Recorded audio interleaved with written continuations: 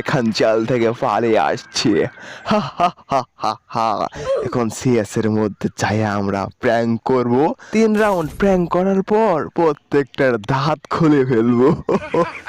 এত অদ্ভুত হাসি মারার দরকার নাই। আমাকে 4 জনের চেহারা দেখে এমনিতে এনিমি ডরাই এত মুইতা দিবই। মোতার পরে আবার দৌড় দিব জন্মি।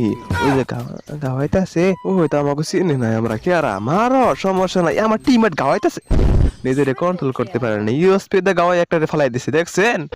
কন্ট্রোল কন্ট্রোল এখনই মারিও না। 3 রাউন্ড আগে ওরা নিয়ে লোক, তারপরে চিল্লি না রে মানুষ, চিল্লি না আমাকে চিল্লে আর টুকাও দিতি না। তো গাইস এই রাউন্ডে আমরা ডাবল ভেক্টরের জাতা দিব। অনেকে বলতে পারে ডাবল ভেক্টর জাতাতে খেললে বট ম্যাচ জিতা নাকবো না বেটা।